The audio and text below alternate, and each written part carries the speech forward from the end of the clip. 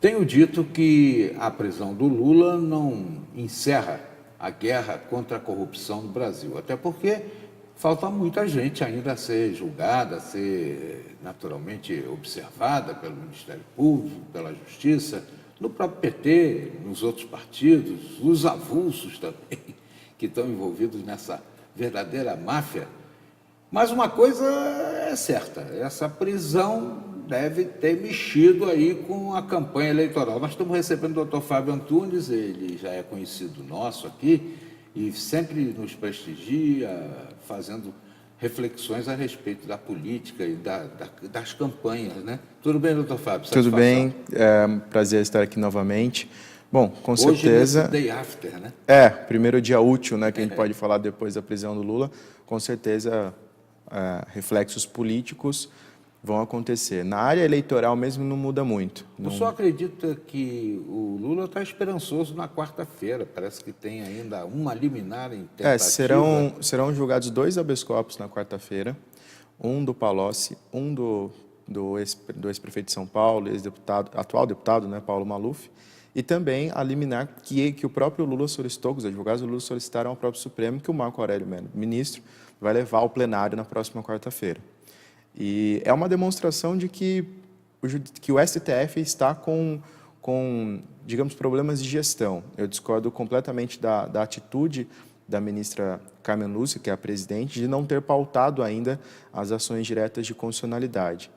Que as ações diretas de constitucionalidade que vão tratar desse tema de prisão em segunda instância, aquela decisão tomada pelo Supremo, nessas ADCs que a gente chama, elas terão efeito para todos, né? O que no juridiquês chama-se de erga omnes. Então, você tem um efeito para todos. Os habeas corpus têm o efeito somente entre aquelas partes que estão envolvidas. Então, o habeas corpus do Palocci só terá efeito para o caso do Palocci.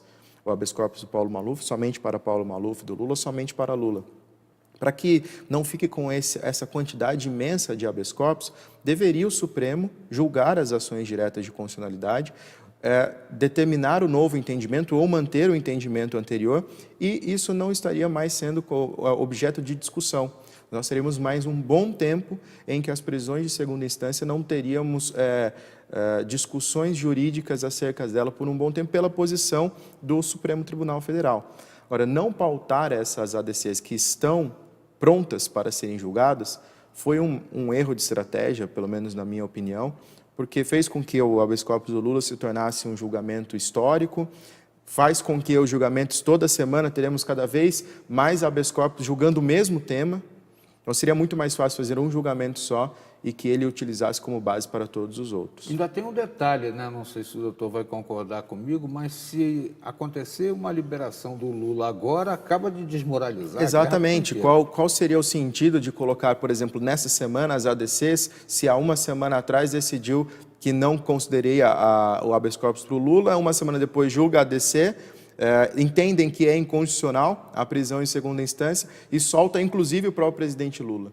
Então seria algo que uma estratégia completamente errada. Eles não devem colocar em pauta na proximidade, nos próximos dias ou próximas semanas, mas provavelmente em algum momento o Supremo vai ter que se colocar em debate essa questão novamente nas ações diretas de constitucionalidade, que a própria ministra Rosa Weber, que votou contra o habeas corpus, no próprio voto dela, ela declarou ser a favor, no julgamento das ADCs, que ela se colocaria a favor da inconstitucionalidade, ou seja, teríamos ali 6 votos contra a prisão em segunda instância e 5 votos a favor. Ou seja, quem está hoje preso por execução provisória de pena, então exclui-se todas as prisões cautelares, quem está cumprindo provisoriamente já a sua pena após uma condenação em segunda instância estaria solto. E afora tudo isso, tem aí a primavera do Lula, né? Porque em setembro a presidência do tribunal muda e o Toffoli já deixou claro que vai colocar novamente em discussão a questão da prisão. E eu acho que tem que ser colocado isso porque você pacifica. Seja lá, se nós somos contra ou a favor da prisão em segunda instância, é uma discussão. Porque o que o Supremo deve se colocar em mesa, debater e pacificar esse entendimento, ou manter o entendimento anterior, ou mudar o seu entendimento, que provavelmente é o que vai acontecer quando for julgado, isso deve ser feito o mais rápido possível. Senão, todos os advogados vão continuar impetrando habeas corpus até que, em algum momento, o Supremo coloque as ADCs em jogo para que seja votada. E se for derrubada essa questão da prisão do Lula, cabe uma indenização.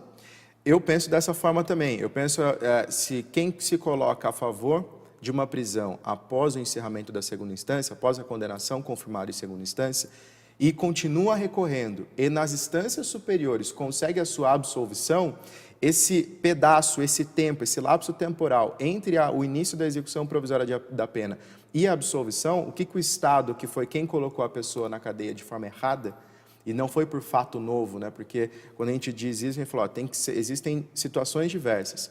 Você estar preso, condenado, e depois que você for condenado e preso, surgir um fato novo que demonstre a sua absolvição, o Estado não tem culpa, ele não tinha conhecimento desse fato novo. Agora, quando há execução provisória da pena, após a segunda instância, esse cidadão recorre nas instâncias superiores, ele consegue uma absolvição, o Estado vai ter que indenizar esse cara que colocou ele atrás das grades e depois o absolveu. Então, esse período, esse lapso temporal tem que ser indenizado. Agora, doutor Fábio, também aconteceu uma situação bastante complicada, né? Essa barreira para não deixar cumprir uma decisão judicial, me parece também uma atitude errada. E também, assim, é uma questão pessoal, não é nenhuma questão jurídica em si, mas eu via um erro da primeira instância do juiz Sérgio Moro, pelo menos ao meu ver. Ele, quando expediu o mandado de prisão, ele demorou 20 minutos para receber o ofício e expedir o mandado de prisão. Ele tentou colocar uma situação que foi, entre aspas, bonzinho e respeitou a dignidade de um ex-presidente, de forma correta. Porém, existem questões além do jurídico nesse ponto, que são questões políticas. Eu vou pedir para o senhor, então, estender esse comentário na volta da entrevista. Dr. Fábio Antunes, especialista em direito eleitoral, está avaliando a prisão do Lula e no próximo bloco a gente vai entrar na questão do que essa prisão influencia na campanha eleitoral. É já já, não saia daí.